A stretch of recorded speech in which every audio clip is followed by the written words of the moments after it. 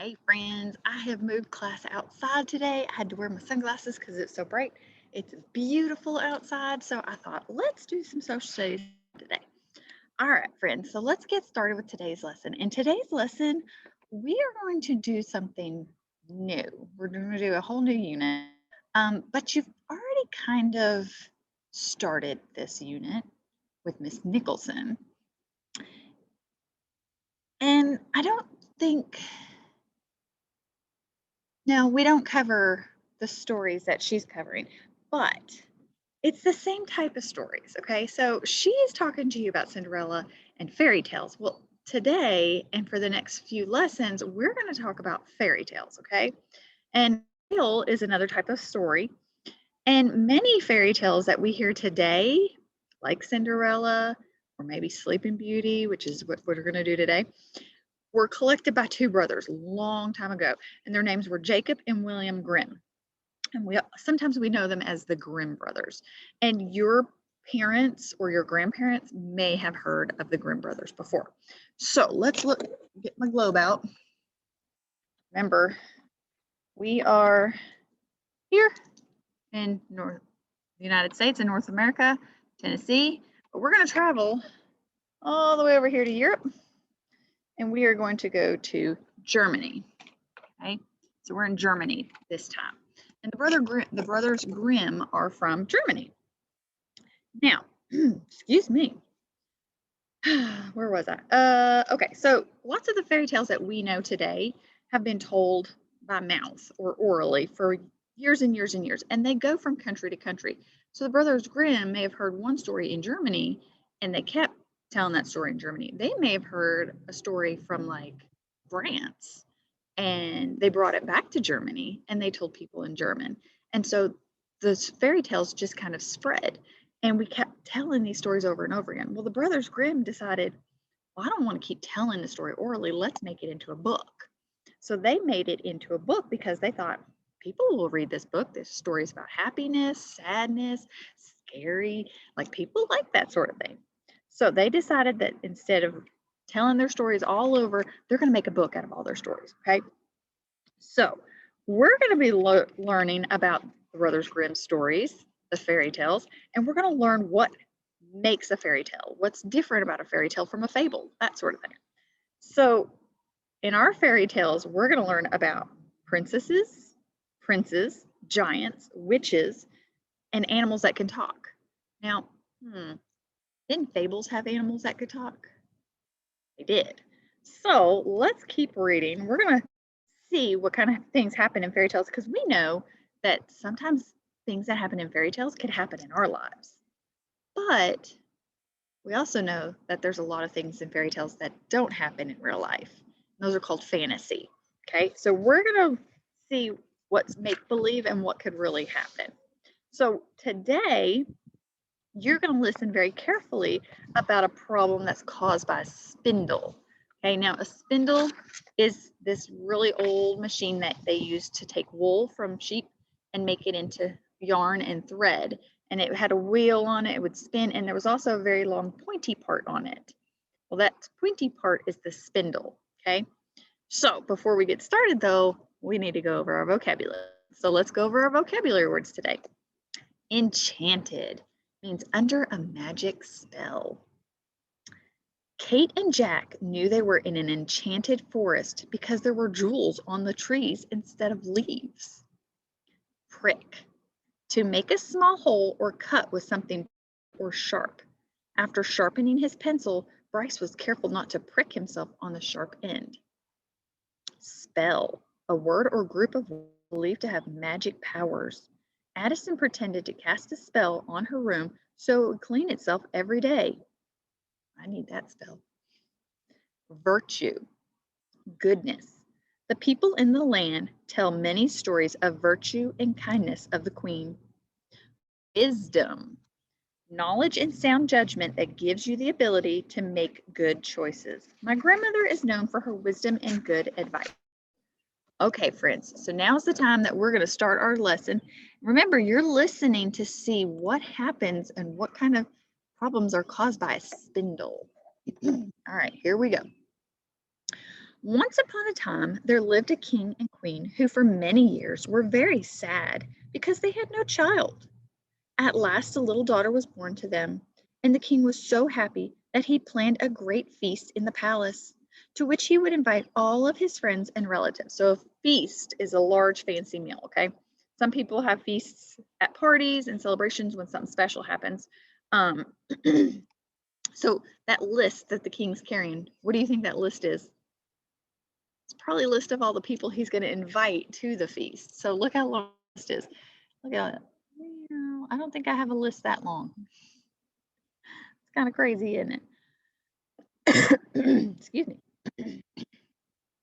Now, in his country, there were 13 fairies. Of course, the king wished to invite all of the fairies to the feast too, so that each might look kindly upon his child, and perhaps give the baby a special fairy gift. But as the king had only 12 gold plates for the fairies to eat from, it was decided that one fairy had to be left out. So, how do you think the 13th fairy is going to feel about not being invited to the feast? Yeah, she's probably going to be upset. Excuse me, guys. Okay, so let's count all these little fairies here. Let's see if there's 12 and maybe not 13. 1, 2, 3, 4, 5, 6, 7, 8, 9, 10, 11, 12. So there are only 12 fairies that are here. That means one has gotten left out. Uh-oh. The feast was held, and what a wonderful celebration it was. As it drew to an end, the fairies came forward to give the child their special gifts. One said to the child, I give you the gift of virtue so that you may be good. Another said, I give you the gift of wisdom so that you may be wise.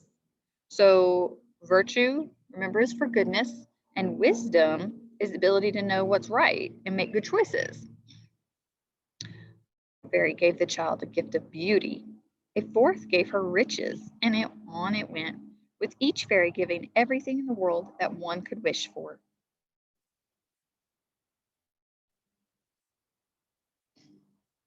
See if I can make this a little bit smaller, guys. And make it a little bigger. There we go. That's a little better. Okay. 11 of the fairies had given their gifts, and the 12th was just about to speak when suddenly in came the 13th fairy, one who had been left out. She was very angry, and she cried out in a loud voice, When the princess is 15 years of age, she shall prick herself with a spindle and die. Okay, so that means she's going to like make a little hole in her finger, like accidentally prick yourself on the spindle of a spinning wheel. Remember, I told you that was the pointy part on the wheel that makes the yarn and the string and stuff. So that's not very nice. So she, instead of giving her a special gift, kind of gave her a curse. Oh.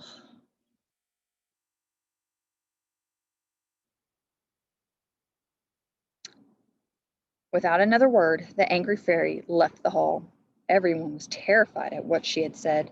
Then the 12th fairy came forward and said, I cannot do the evil spell. So remember, it's magical powers. But I can soften it. Here, then, is my gift to the child. The princess shall not die, but she will fall into a deep sleep for 100 years. So, how did the 12th fairy help the situation? Right, she said she's not going to die. That I can do, but she is going to sleep for 100 years. So, by the time she wakes up, everybody she will have loved would have already passed. So, it is nice to know that she hasn't died, but it's kind of a hard truth to swallow too. The king was determined to protect his child. Surely, he said, my daughter cannot prick herself with a spindle if she never sees one.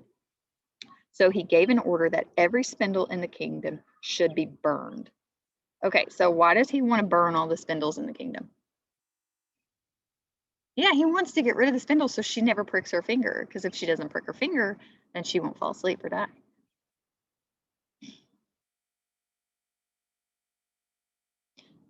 Okay, I think I'm skipping.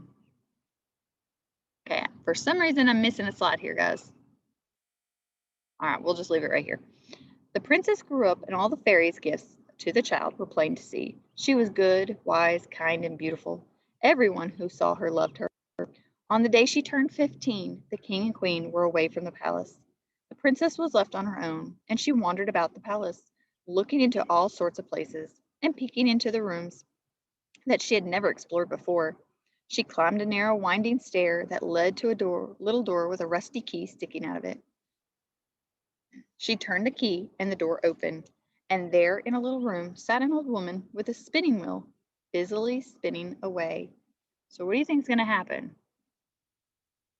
Oh, she might prick her finger because look, here's the spinning wheel. This is the spinning wheel, and here's the spindle. See the little pricky thing, little pointy thing? All right, so let's see what happens. Good day, said the princess, entering the room. What are you doing? She asked, for she had never seen a spinning wheel before. Why had she never seen one? Because her father had them all burned, right? I'm spinning, said the old woman. The princess stretched forth her hand and asked, What is this thing that spins around so merrily? But hardly had she spoken when she pricked her finger on the spinning wheel spindle, and in the very moment she fell into a deep sleep. Okay, so why did she fall in the sleep? Because the evil fairy said she was going to prick her finger on, excuse me, prick her finger on the spinning wheel and die, but the 12th fairy said she was going to fall asleep. So let's keep going. Oh, see, these two are backwards. This is the one we should have seen first. This is when she was exploring the castle.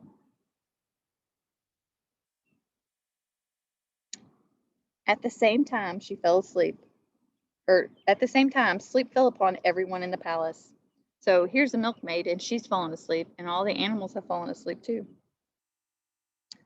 The king and queen, who had just come home and were in the great hall, fell fast asleep. The horses in their stalls, the dogs in the yard, the pigeons on the roof, and the flies on the wall all fell asleep. Excuse me. Even the fire on the hearth went out. So a hearth is the bottom of the fireplace where the wood is. The wind stopped and not a leaf fell from the trees.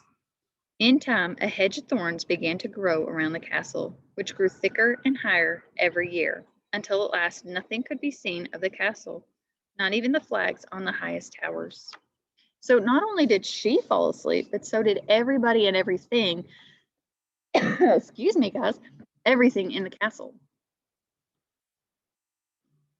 As the years passed, stories spread throughout the land of a beautiful princess sleeping behind a wall of thorns. Many a young prince came, but none could break through the thorns. But at last, after many, many years, there came into the country a king's son who heard an old man tell that there was a castle standing behind a hedge of thorns, and that there was a beautiful enchanted princess lay sleeping. Okay, so when something's enchanted, remember it's under a magic spell. So when is the princess's enchantment supposed to end? 100 years. The prince said, I shall make my way through and see the lovely princess. The old man warned him that many had tried and failed, but the prince would not listen.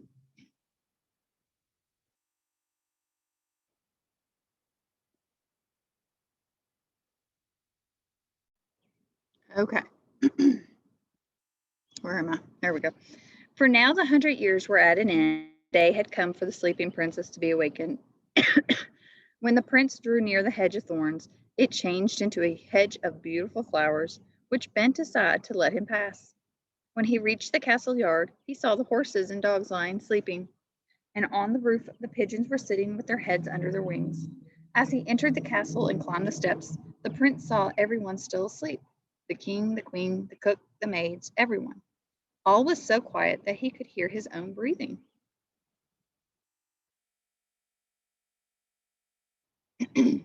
At last the prince went up the narrow winding stair and to the room where the princess was asleep.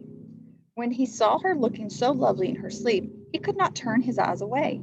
He bent down and kissed her, and she opened her eyes and smiled at him. Together they went down the stairs, and they saw the king and queen waking up, and all the people in the castle waking up and looking at each other in great surprise. The horses in the yard got up and shook themselves.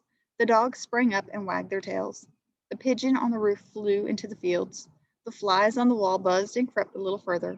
Even the kitchen fire leapt up and blazed. At last the wedding of the prince and princess was held with great feasting and rejoicing. So rejoicing means a time for happiness and celebration. And they lived happily together for the rest of their days. Oh, my goodness, guys, I'm so sorry. All right, so let's talk about our story here. Let me stop sharing. I can see, there we go. So bright out here, it's hard to see. Okay, so let's look at our questions for today's story, okay? So at the beginning of our fairy tale, why do the king and queen have a feast? They're celebrating, right? They're celebrating the birth of their daughter. So who was invited to the feast? We had friends and relatives, and how many of the fairies? 12 of the 13 fairies. Okay, so what were some of the gifts given to the child by the fairies? You had the gift of virtue, the gift of wisdom, beauty, riches. And what does it mean to give the gift of virtue? It's the gift of being good or goodness.